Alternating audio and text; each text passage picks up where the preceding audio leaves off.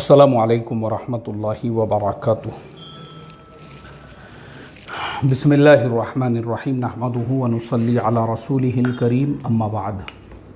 मोहतरम भाइयों, बुज़ुर्गों, दोस्तों, सबसे पहले तो जुमा का बाबरकत दिन है और जुमा के इस बाबरकत दिन सूरतुल कहफ़ हर हाल में, चाहे आप कितने भी मसरूफ़ रहो, सूरतुल कहफ़ की तिलावत के लिए आपको अपना आधा घंटा, अगर आप हाफिज़ कुरान हैं तो आपके 10 मिनट 15 मिनट आपको बिल्कुल फ़ारिग़ करना है।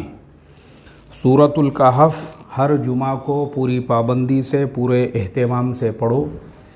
इंशाअल्लाह उसकी जो बरकतें हैं आप ख़ुद अपनी ज़िंदगी में महसूस करोगे। मैंने बहुत सारे उसके ऊपर जो है उसके फ़ज़ाइल में वीडियोज़ ऑलरेडी चैनल पे अपलोड किए हुए हैं, लेकिन मैं हर जुमा को एक मरतबा याद दिला देता हूँ कि आज जुमा है, सूरतुल कहफ़ आपको हर हालत में पढ़ना है। इसी तरह से दुरूद शरीफ, दुरूद पाक सल्लल्लाहु अलैहि वसल्लम जुमा के बाबरकत दिन ख़ास एहतमाम, बाकी दिनों में भी पढ़ना है, ऐसा नहीं कि खाली जुमा के दिन, लेकिन जुमा में ख़ास एहतमाम, जितना ज़्यादा से ज़्यादा पढ़ सकते हो। अब हम आते हैं हमारे उन्वान पर। आज जो है हम इस टॉपिक पर बात करेंगे, हम किसी के मोहताज न रहे, कभी हमको किसी के सामने हाथ फैलाने की ज़रूरत ना पड़े, तो उसके लिए वो कौन से फ़ॉर्मूले हैं, वो कौन सी बातें हैं जिस पर अगर हम अमल करते हैं। क्योंकि ये टॉपिक मुझे इसलिए लेना पड़ा, आप लोग समझ गए होंगे कि फ़ज्र के बाद जो मैंने चैनल पे वीडियो अपलोड किया था, हैदराबाद शहर में एक मुसलमान फैमिली, एक हमारा ईमान वाला भाई अब्दुल कुद्दूस मरहूम, उसने अपने 2 मासूम बच्चों को जहर पिला के तालाब में फेंक दिया और फिर उसके बाद मियाँ बीवी दोनों ने भी ख़ुदकुशी की। इतना गमगीन वाक़या है। और किस लिए? सिर्फ़ 20,000 रुपयों के लिए। और वो 20,000 रुपये के लिए उसने बहुत कोशिश किया। वो लिया किस लिए? दवा खाने के लिए। बाद में और उसको किस तरह से अदा करे, उसके लिए उसने बेचारे ने बहुत कोशिश किया और दूसरे से कर्ज़ लेने की, घर का सामान बेचने की, लेकिन वो इतना गरीब था, इतना मोहताज था कि वो 20,000 का इंतज़ाम नहीं कर सका और डिप्रेशन में आकर उसने ये कदम उठाया। हालांकि वो ख़ुद अपनी जगह पर माशाल्लाह एक अच्छा खासा जो है मैकेनिक था, लेकिन अब हालात का शिकार हो गया वो। इस वजह से उसने जो है ये कदम उठाया। हालांकि उसका ये कदम बिल्कुल गलत है। उसने हालात को फेस करना चाहिए था, मुकाबला करना चाहिए था, क्योंकि इस्लाम में नाउमीदी के लिए कोई जगह नहीं है। हमने अल्लाह की ज़ात से हमेशा पुरुम्मीद रहना चाहिए। तो देखो, आप कभी किसी के मोहताज ना हों, इसके लिए मैं आपको जो है ना कुरान और हदीस की रोशनी में एक पूरा क्या पूरा जो है ना एक आपको मैं एक सिस्टम बताने वाला हूँ, और इंशाल्लाह आप कभी किसी के मोहताज नहीं रहोगे। और ये मेरा कॉमन मैसेज है सबके लिए, सिर्फ़ मुसलमानों के लिए नहीं। हमारे जो हिंदू भाई मेरी बातें सुनते हैं, जैसे हमारे दलित भाई भी, मुझे बहुत सारे हमारे दलित जो ये होते हैं, यानी उनके जो मजहबी गुरु होते हैं, उन लोगों के भी फ़ोन्स आए, बोले मुफ्ती साहब आप तो हमारे समाज के अंदर एकदम पॉपुलर हो गए हुए हैं, हमारे लोग तो बहुत यानी पाबंदी से आपके बयानात वगैरह सुनते हैं। कल ही मेरी जो है एक मठ के बड़े जो धर्म गुरु होते हैं उनसे मेरी बातचीत हुई, मुझे भी अच्छा लगा उनसे बात करके। तो इसलिए अब मैं कॉमन मैसेज सबके लिए, मेरा मैसेज सबके लिए है, चाहे आप हिंदू हो, मुसलमान हो, बौद्ध समाज से ताल्लुक़ रखते हो, कोई भी हो आप। लेकिन गरीब जो है ना, हर आदमी, चाहे गरीब अमीर, वो किसी का रिलीजन देख के गरीबी और अमीरी नहीं आती है, लेकिन हर आदमी अगर इन चीज़ों पे अमल करे। और अमल आपको क्या करना है? सबसे पहली चीज़, आपको अपने बारे में ख़ुद ये फ़ैसला करना है कि आपकी जो ज़िंदगी है, आपकी ज़िंदगी, आप अपनी लाइफ को कितना सीरियस लेते हो। सीरियस मतलब एक आदमी होता है अपनी ज़िंदगी को सीरियस लेने वाला, तो वो एक तो समझो वो पढ़ाई के ज़माने में पूरा ध्यान पढ़ाई पे देता है कि मुझे कुछ बनना है, या कोई कारोबार भी अगर कर रहा है पूरे फोकस के साथ, इसे कहते हैं सीरियसनेस, कि मुझे आगे बढ़ना है। मिसाल के तौर पे एक आदमी आज रिक्शा चला रहा है, तो उसके सामने जो है ना वो ये टारगेट लेकर चले कि भाई रिक्शा ये मेरा मुकद्दर नहीं है, मैं आज रिक्शे के सीट पे बैठा हुआ हूँ, लेकिन मुझे इसी रिक्शे से ओला और उबर के टैक्सी पे जाना है, और कल को जाके एक टैक्सी से 2, दूसरी से चौथी, चौथी से 10वीं जो है मुझे खुद टैक्सियों का मालिक बनना है। अगर आपके सामने ये टारगेट है तो ये कहते हैं एक सीरियस आदमी जो अपने लाइफ को लेके फ़िक्रमंद है। और जो सीरियस नहीं होता है वो ये होता है कि अब्बा जान भी रिक्शा चलाते थे, बेटा भी वही चला रहा है और उसका टाइम पास चल रहा है। जैसे ही जो है रिक्शे के स्टैंड पे पहुँचे, चाय की दुकान खुली नहीं, कह रहे बोले आज चाय की दुकान दिख रही नहीं, अच्छा एक काम करते चलो दूसरे चौक पे जाके पहले चाय पीते, चाय पी लिए। उसके बाद यार विमल मिल रहा नहीं यहाँ पे बराबर से, उधर की टपरी पे देखना पड़ेगा। इसे कहते हैं एक फेल इंसान, जिसका फोकस अपने काम से ज़्यादा चाय कहाँ अच्छी बनती है, गुटखा कहाँ पे अच्छा मिलता है, और इसका पैंट ऐसा है और उसका शर्ट वैसा है, और उसका ये फालतू चीज़ों में जो लाइफ बर्बाद करने वाला। ये पेपर आज क्या न्यूज़ आई रहे, देख भला ज़रा न्यूज़पेपर के अंदर, ये टाइम पास करने वाला इंसान है। अल्लाह हिफाजत फरमाए। तो सीरियस आदमी कैसे होता है, ये मैंने आपको एक मिसाल दिया रिक्शे पर से। ऐसे ही दुकान पर से एक सीरियस दुकानदार वो होता है, अगर उसने किराए से कोई दुकान लिया तो उसको रात भर नींद नहीं आना चाहिए ये सोचकर कि मेरी दुकान किराए की दुकान में चल रही है, मैं खुद की दुकान का मालिक कब बनूंगा। एक सीरियस दुकानदार फिर वो ये सोचता है कि दुकान का किराया अगर मेरा 15,000 रुपये है तो 500 रुपये तो रोज़ मुझे सिर्फ दुकान के निकालना है। इसलिए वो सुबह सुबह जल्दी अपनी दुकान पे जाकर पूरे सीरियसनेस के साथ में अपने काउंटर पे बैठा हुआ है, अपने कस्टमर से पूरे प्यार से, पूरे मोहब्बत से, पूरे पोलाइटनेस के साथ में बात कर रहा है। जैसे मैं आपको बताता हूँ, जैसे मैं दूसरे मुल्कों में जब जाता हूँ, जैसे मलेशिया है, जैसे थाईलैंड है, जैसे जो है इंडोनेशिया वगैरह है, कोरिया है, चाइना है, ये मुल्कों में अगर आप जाओगे ना तो वहाँ पर जो है कस्टमर का इतना रिस्पेक्ट, इतनी इज्जत, इतना एहतराम किया जाता है।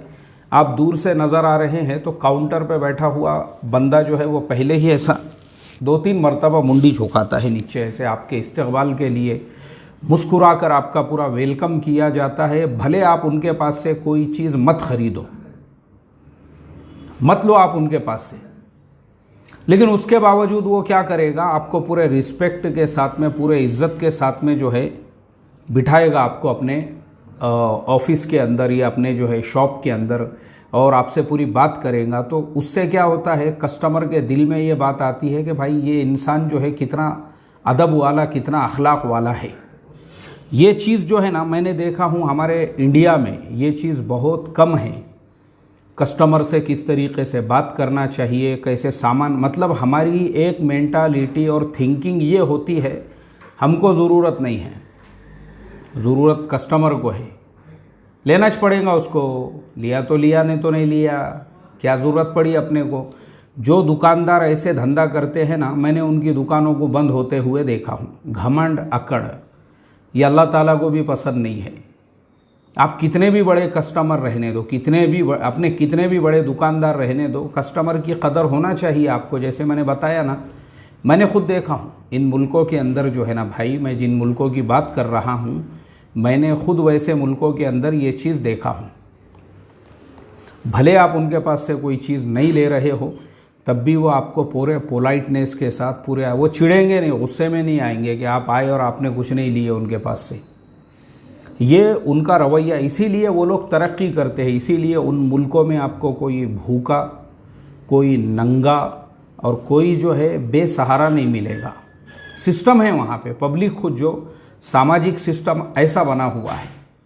तो इसके लिए चाहे आप दुकानदार हो तो आपका टारगेट ये होना चाहिए, भाई मैं किराए की दुकान में भी अगर हूँ तो मेरी दुकान को मैंने प्रोग्रेस कैसे करना चाहिए, मेरे अपने कारोबार को कैसे सेट करना चाहिए, कैसे जमा, और उसके लिए कुर्बानी। वक्त पे आप आ रहे हो और आपकी दुकान जो है, यानी वो मुल्कों में आप देखो लोग 12-12 घंटे तक दुकान ओपन रखते हैं और पूरे इसके साथ में काम करते हैं। हमारे यहाँ प्रॉब्लम क्या होता है, मैं खुद देखता हूँ कई दुकानदारों को, मुझे भी सामान, मैं खुद अपना सामान मैं खुद ख़रीदता हूँ। गोश्त है, दूध है, भाजी तरकारी है, किराना सामान है, दही है, फल फ्रूट वगैरह है, ये मैं रोज़ाना ऐसा चक्कर लगा के बाज़ार में से सब ख़रीद के लेकर जाता हूँ। मैं खुद देखता हूँ कई दुकानें ऐसी है जो ज़ोहर की नमाज के बाद ओपन होती है। आ रहे हैं मालिक साहब, आ रहे हैं, क्योंकि मालिक साहब 11 बजे तो बिस्तर में से उठे हैं, फिर 12 बजे उनका पानी गर्म हो रहा है, नहा रहे हैं, दुकान पे गल्ला नहीं है, उससे ज़्यादा जो है एकदम शहज़ादे के जैसे बन के जो है बाज़ार में आ रहे हैं। आपका शूज़ देखिए, राजस्थानी मोजड़ी ऐसी पहनी हुई है आपने, और उसके साथ में जो है आपने अत्तर वत्तर खूब चौपड़ दिए हुआ है, यानी ऐसा है जैसा इसकी निके खानी है, ये खुद शादी में जा रहा है। या फिर बुलेट के ऊपर दड़ दड़ दड़ दड़ दड़ दड़ दड़ दड़, यानी वो बुलेट का पेट्रोल का ख़र्चा इतना ज़्यादा है, उतनी कमाई नहीं हो रही है। मगर मार्केट में और पड़ोसियों को और सबको जो है पता चलना चाहिए पोजीशन के बारे में, भाई मैं भी बहुत कमा रहा हूँ बोल के। यही खुजली की वजह से कई दुकानें बंद हो चुकी है। मैं खुद एक दुकान को जानता हूँ जहाँ पे जो है एक साहब ने दुकान डाले और वो दबा के चलने लगी, ज़बरदस्त कस्टमर जब गए जब, और 6 महीने के अंदर ही उसने शोरूम से बुलेट लेके आ गया 2.5 लाख रुपये की, दड़ दड़ दड़ दड़ दड़ जा रहा है, आ रहा है। तो जिसकी दुकान थी वो दुकान मालिक ने जो है उसको बोला भाई 6 महीने के बाद अब आगे एग्रीमेंट नहीं करना है अपने को। अरे बोले ऐसा कैसा कर सकते तुम, कैसा कर सकते, एग्रीमेंट 6 महीने का था, हो गया ख़त्म, चलो दुकान खाली करो। उसके बाद खुद दुकान मालिक ने वहाँ पे दुकान डाला। तो मैं सामान लेने के लिए गया, बोला यार पहले शेड जो है वो दूसरा दिखता था, तुम नहीं वो जो था वो किराएदार था। बोले मैं ओरिजिनल मैं ही हूँ, मेरी दुकान है, मैं मालिक हूँ यहाँ का। अच्छा, मैं बोला किराए से दिए थे तो तुमने देखे शायद। मैं बोला पहले धंधा अच्छा चल रहा था तो हाँ बिल्कुल। बोले मैंने मेरे दुकान पे पहले जो है ना एक ने इसकी दुकान डाला था, बोले मोबाइल वगैरह की, वो नहीं चल रही थी। उसके बाद दूसरे ने एक दूसरी डाला, वो भी नहीं चल रही थी। अब ये जो तीसरा आया ना तो 6 महीने में मुझे समझ में आया, क्योंकि शोरूम की बुलेट निकाला बोले उसने 6 महीने के अंदर ही। तभी मैं समझ गया कि दुकान दबा के चल रही है तो अपनी जो धंधा शुरू कर दो। बोले ये है हमारा प्रॉब्लम, ये हमारा प्रॉब्लम है। दुकान 11 बजे की दुकान सुबह की बजाय नॉर्मली लोग भी जो है ना 10-11 बजे आते हैं, हमारे यहाँ के हालात के एतबार से ठीक है। लेकिन हमारी दुकानें जो है ना, मार्केट पूरा ओपन हो चुका है, लेकिन मियाँ भाई अभी तक आए नहीं दुकान पे। क्यों? क्योंकि अभी दूल्हे मियाँ बन के आएंगे वो 1 बजे 2 बजे, उसके बाद में जो है अभी 2 बजे आके बैठे भी नहीं, 3 बजे खाने का टाइम हो गया क्या रे? बोले अच्छा लंच का टाइम हो गया, अभी जाके खाना खाएंगे। हाँ खाना कहाँ खाने का? अरे बोले सेठ आज जो है ना वो नई होटल खुली हुई है फुलानी जगह पे, उसका टेस्ट देखेंगे, बोले उसका चिकन अफ़गानी 1 नंबर है। ऐसा ठीक है चलो, बोले आज वहाँ पे चलते हैं। इसी में मैं बता रहा हूँ, मैंने करोड़पतियों को भिखारी पति होते हुए देखा हूँ। ये खुजली फजूल खर्ची, दोस्तों पे शाइनिंग, मार्केट वालों पे शाइनिंग, महल्ले वालों, ये शाइनिंग जो है ना शो ऑफ, जिसको भी ये इसकी खुजली लग गई, याद रखो आज ये बुलेट के ऊपर है, मैं गारंटीड बोलता हूँ कल इसकी साइकिल की औकात भी नहीं रहने वाली है। लिख के रखो, दूँ क्या मैं पेन से लिख के दूँ आपको?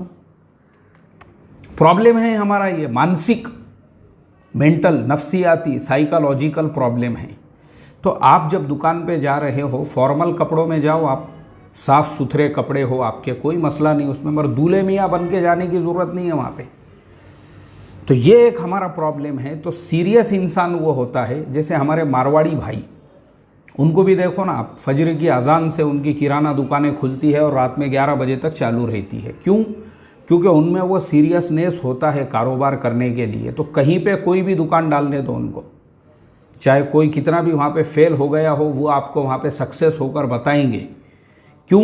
उनका काम करने का तरीक़ा वैसा है, एकदम सादगी के साथ, कोई शो ऑफ नहीं, कोई शाइनिंग नहीं, कोई दिखावा नहीं, कुछ नहीं। शो ऑफ पे ख़र्चा ही नहीं करते वो लोग। इसीलिए मैंने एक लतीफ़ा पढ़ा था, एक जोक पढ़ा था मैंने, किसी मारवाड़ी भाई से किसी ने कहा, बोले आप BMW कार कब ख़रीदेंगे? बोले जब मैं उसकी एजेंसी और डीलरशिप ले लूँगा, उसके बाद मैं खुद उसका मालिक बन जाऊँगा। ये उनकी सोच होती है, ये उनकी एक थिंकिंग होती है। इसीलिए वो सिर्फ इंडिया में नहीं है, मैंने दुबई में देखा, हमारे मारवाड़ी भाइयों के जो है वहाँ पे भी बड़े बड़े शोरूम हैं, सोने के कारोबार है उनके, सूक जो है ना गोल्ड सूक, वहाँ पे उसके अंदर। क्यों वहाँ तक वो पहुँच गए? वहाँ पे भी उन्होंने अपने कारोबार इसलिए सेट किए, और हम एक टपरी नहीं चला सकते अपने बिहेवियर की वजह से, क्योंकि नवाबियत ख़त्म नहीं हुई हमारी अभी तक। फजूल खर्ची, और ये बहुत बड़ा मरज़ है ये फजूल खर्ची। असल जो बर्बादी की बुनियाद है वो फजूल खर्ची ही है। अक्सर लोग जो फेल होते हैं ना लाइफ के अंदर, मैंने क्या कहा, शुरुआत कहाँ से किया, आप ज़िंदगी में कभी भी किसी के मोहताज नहीं रहोगे अगर इन बातों पे अमल करें। अब उनमें मेन बात यह है अपने ख़र्चों पे कंट्रोल करना, ख़र्चों पे कंट्रोल, अपना नवाबी रवैया, अपना शाही हिसाब किताब, आप इस पे कंट्रोल करो। आप ज़िंदगी में कभी, जैसे मैं हमेशा अपनी ख़ुद की मिसाल देता हूँ, मैंने छोटे छोटे कारोबार किया हूँ, लेकिन मैंने भीख नहीं मांगा कभी किसी के सामने, मैं मोहताज नहीं रहा। मैंने भी उधारी में माल लिया, पैसे उधार लिया, लेकिन वो बेच के मैं फ़ौरन जिसके पैसे उसको वापस, या जो दुकान से माल लिए बेच के उसके पैसे उसको वापस। तो बिज़नेस में तो ये रूलिंग चलते रहती है, लेकिन आप मोहताज नहीं रहोगे। मोहताज किसे कहते हैं और मोहताज इंसान क्यों बनता है? बेटी की शादी आ गई, आप ऐसा रिश्ता देखो, आज मार्केट में लाखों ऐसे लड़के वाले हैं जो सादगी से शादी करने के लिए तैयार है, मगर लड़की वालों को खुजली बताने का है ना, उनको बिरादरी को बताने का, ख़ानदान को बताने का, लोगों को बताने का है कि हमारे बेटी की शादी भी कितने शाही अंदाज में हम कर सकते हैं। और दूसरी तरफ लड़के वाले भी बहुत सारे, हम भी कैसे शाही अंदाज के अंदर।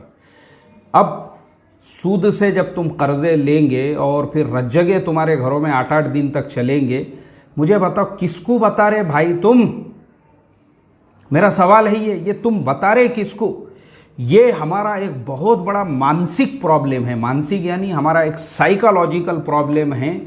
बताने के लिए जो रिश्तेदारों को बता रहे ना, मैं तुमको लिख कर देता हूँ, ये इतने हरामखोर रिश्तेदार हैं, तुम दवाखाने में एड़ियाँ रगड़ो, यही रिश्तेदारों में से कोई आपको दवाखाने में आके जो है ना 10,000 रुपये नहीं देगा, आपको जो है 50,000 रुपये उधार नहीं देगा कि अरे भाई आज तुम मजबूर है तो ये पैसे रखो, बल्कि उल्टा तुम्हारा मजाक उड़ाएंगे और बोलेंगे बहुत शादी में बहुत पैसे उड़ाए, बोले इन्होंने बहुत मस्ती में आए थे वो टाइम पे, ये रज्जा का तो 8 दिन चल रहा था उनका, देखो अब देखो कैसा मज़ा निकल रही। तो सब वो आपका मजाक उड़ाएंगे जिनके लिए तुमने रज्जगे करे और जिनको तुम बड़ापन दे रहे हो। ये हमारा मानसिक प्रॉब्लम है, जो हम बड़ापन देते ना, बड़ापन शादी के मामलों में बड़ापन, ये हमारे फुप्पा है, ये हमारे खालू है, ये हमारे चचा है, ये हमारे बड़े अब्बा है, अब बैठे हुए हैं सब लोग मजलिस की। अरे काहे को दे रहे फुकट में लोगों को? जो लोग तुम्हारे ज़रूरत के वक्त में जब तुम्हारे साथ में खड़े हुए नहीं हैं, और पूछो भी मत ऐसों को। और ये कता रहमी वाली बात नहीं है। कता रहमी क्या है कि आप उनसे बिल्कुल ताल्लुकात तोड़ दो, ताल्लुकात नहीं तोड़ना है उनको, बल्कि उनके ऊपर अगर हालात आ रहे हैं तो आप मदद करो उनकी। आपके घर में जो सालन बना है तो कटोरा भर के भेजो उनके घर को, वो मिले तो सलाम करो उनको। लेकिन ज़बरदस्ती का चौधरी क्यों बना रहे तुम उनको, जब वो तुम्हारे मजबूरी में और तुम्हारे हालात में तुम्हारे साथ में नहीं है? सिर्फ ये हमारी एक मानसिक बीमारी है। हम जो शो ऑफ पे पैसा क्यों खर्चा करते, महल्ले वाले देखे या गांव वाले देखे या बस्ती वाले देखे या रिश्तेदार, और वो इतने हरामखोर रहते, हमारे हालात और हमारे मजबूरियों के वक्त में कोई भी हमारे साथ में खड़े नहीं रहता, तो फुकट का बड़ापन दे के फ़ायदा क्या उनको? ये मेरा सवाल है आप लोगों से। मैंने जो बताया ना, मोहताजगी कब आती है? हम जिन लोगों के लिए बर्थडे कर रहे हैं, क्या फ़ायदा है तुम्हारा बर्थडे? तुमने बर्थडे में जितनों को बुलाए थे, तुम्हारे उसी बच्चे को बीमार होने दो और बोलो तुम वो बर्थडे में दावत दिए हुआ को सब मुझे 5-5 हज़ार रुपये उधार दो। अगर उन्होंने दिए तो फिर मुझे बताना आपने। तो काय के वास्ते क्यों खुजली उठी अपने को ये बर्थडे मनाने की और ख़र्च करने की, जब अपने मोहताजगी पे कोई नहीं है? तो मैं आपको बता दूं, मुझे ये जो शो ऑफ और फजूल खर्ची, ये दो चीज़ें ऐसी है, अल्लाह का करोड़ों दर्जे करम है। मैं इस पे बहुत ज़्यादा कंट्रोल, यानी मैं आपको बताऊं, ये मेरा इस्लाह मुआशरा का ऑफिस है, ये मेरा गवर्नमेंट रजिस्टर्ड जो है मेरा सर्टिफिकेट है, 2016 का है वो। तब से लेके आज तक आप मेरे खाली वीडियोस वगैरह देखते होंगे सोशल मीडिया पे, यूट्यूब पे, लेकिन कभी आपने देखे मैंने मेरे इस ऑफिस में कोई प्रोग्राम किया हो, लोगों को बुलाया हो, इसका उद्घाटन किया हो, और यहाँ पे जो है एक अजीमुशान इजलास आम, और यहाँ पे काय को करने का, क्यों फुकट में फजूल खर्ची करने का। अगर कुछ प्रोग्राम करने का कम से कम 10 से 5 हज़ार रुपये की ज़रूरत है, क्यों खर्चा करने का वो पैसे। आज तक मैंने ऑफिशियल मेरे ऑफिस का इफ्तिताह भी नहीं किया हूँ, उद्घाटन भी क्यों करूँगा मैं, क्यों किसी को बुलाऊँ और किसी को जो है मैं जो है ये सब खर्चे बर्दाश्त करूँ। ये है हमारा। और सिर्फ मैं ऑफिस की बात नहीं कर रहा हूँ, मैं जैसे मेरे शादी ब्याह वगैरह के मसलों में भी जो है ना, अरे भाई काय को क्यों दावत देने का। भी जैसे मेरे फर्जंद के निकाह में मैं हमेशा बोलता हूँ, मैंने एक आदमी को भी दावत नहीं दिया। क्यों दूँ मैं दावत, क्यों मैं लग्जरी का खर्चा बर्दाश्त करूँ, काय के वास्ते बुलाऊँ मैं। फिर बुलाने के बाद यहाँ रुकाऊँ कहाँ पे, कौन खर्चा देगा होटल के अंदर रुकाने का, जो मेहमान आ रहे हैं उनको, तो काय को खर्चा करूँ मैं। ये देखो, एक मैं आपको बता रहा हूँ तो ये जो क्योंकि मुझे पता है ना भाई, पता है आपने अपनी खून पसीने की जो कमाई हुई है, आपको ज़रूरत पड़ी। अभी जैसे मिसाल के तौर पे वही जो मेरे पैसे बच गए हुए हैं, उन्हीं पैसों को जो है किसी जो लड़के जिसका निकाह हुआ, आप उसको कारोबार लगा कर दे दो, माशाल्लाह बेहतरीन उसकी लाइफ बन गई। अभी जैसे मैंने हैदराबाद का सफ़र किया था रमज़ान से पहले, हैदराबाद के अंदर मैंने खुद आपको कारगुजारी सुनाया। हैदराबाद के अंदर मैंने ओला की एक कार बुक किया और मुझे जाना था जो है, मैं था क्या नाम है वो एरिया का, बंजारा हिल्स से मुझे जाना था दारुस्सलाम। उस दरमियान के लिए मैंने कार बुक किया। अब वो आया कार वाला, बैठा मैं सामने ही, मैं अकेला ही था। तो बातचीत शुरू हुई मेरी, मैं पूछा उससे, मैं बोला भाई कार किसकी है, किराए की या खुद चलाते। नहीं बोले मेरी खुद की है। अब वो बंदे ने मुझे सुनाया, बोले मुफ्ती साहब लॉकडाउन के अंदर मैं जो है, हमारा निकाह तय हो चुका था और मैं जो है निकाह का यानी मेरा प्लान था, मैंने 3 लाख रुपये रखा था वलीमे के लिए, मरफ़े के लिए, हॉल के लिए दिखा, क्योंकि मुझे भी बताने का था बोले महल्ले वालों को। लेकिन ये अल्लाह की तरफ से ही हुआ कि वो लॉकडाउन लग गया और लॉकडाउन लगने की वजह से मैं मेरे अम्मी अब्बा और 2-4 लोग मिल के गए, निकाह पढ़ाए, आ गए, वलीमा नहीं हुआ, निकाह भी जो है वैसा नहीं हुआ जैसा सादगी में दोनों भी चीज़ें हो गई। अब वो जो 3 लाख मेरे पास थे वही भर के मैंने ये कार उठा लिया। ये कार के भी पूरे पैसे फिट गए हुए हैं अल्हम्दुलिल्लाह। डेली जो है ना बोले 1500 से 2500 3,000 रुपये मैं कमाता हूँ और वो पूरे मेरे हैं, यानी सुकून से, कोई मसला नहीं है। मगरिब तक घर पे पहुँच जाता हूँ आराम से, इत्मीनान से, चाहे कम ज़्यादा हो, लेकिन है तो अपने ख़ुद के ही, अपने को किसी को भाड़ा नहीं देना है, किराया नहीं देना है। तो बोले मैं आपको क्या बोलूँ, मैं रोज़ाना इस बात के ऊपर अल्लाह ताला का शुक्र अदा करता हूँ कि अल्लाह में बहुत अच्छा हुआ जो तूने लॉकडाउन लगाया। मेरे 3 लाख रुपये बच गए ना बोले उसकी वजह से, और मैं एक ऐसे रोज़गार को लगा, वरना मैं अभी भी सोचता हूँ, पहले मैं खुद ड्राइविंग करता था दूसरे के पास में, लेकिन आज मैं मेरी खुद की कार का मालिक बन गया हूँ। अब मेरा इरादा है सेविंग करते करते एक दूसरी कार लूँ और उसको मैं किराए से किसी और को दूँ। देखो ये होता है प्रोग्रेस, एक इंसान अपनी लाइफ को जो सीरियस लेने वाला है, और एक इंसान जो सीरियस नहीं लेता है ना, वो यही धंधों में लगता है। अरे बोले अपने को बर्थडे ऐसा करने का है, अपने को वलीमा वैसा करने, सिर्फ ये दिमागी बीमारियां हैं ये, इसके अलावा कुछ नहीं है। और जो रिश्तेदारों को बड़ापन देना है, हमारे तारीख़ के मजलिस में सारे बुलाओ, इनको बुलाओ, फुप्पा को बुलाओ, लड़का देखने जा रहे हैं टाटा 400 साथ में पूरा गांव लटका के लेके चलो, और जो है लड़की देखने जा रहे हैं। सिर्फ ये सब फालतू चीज़ें हैं। जब तुम दवाखानों में एड़ियाँ रगड़ोगे ना, उनमें से एक भी तुम्हारे पास में आके खड़ा हुआ नहीं होगा, और ना ही कोई तुमको, तो तुम क्यों बड़ापन दे रहे लोगों को। अच्छा मैंने अभी जो आपको मेरा बताया, उसके अलावा भी अगर मेरे से भी किसी ने मशवरा लिया, जैसे मेरे एक रिश्तेदार हैं, उन्होंने अपने बेटे का रिश्ता मेरे एक दूसरे रिश्तेदार के बेटी के साथ में तय कर दिए। अब मुझे फ़ोन किए उन्होंने और बोले कैसे है आप। मैं बोला भाई अल्हम्दुलिल्लाह मैं खैरियत से हूँ।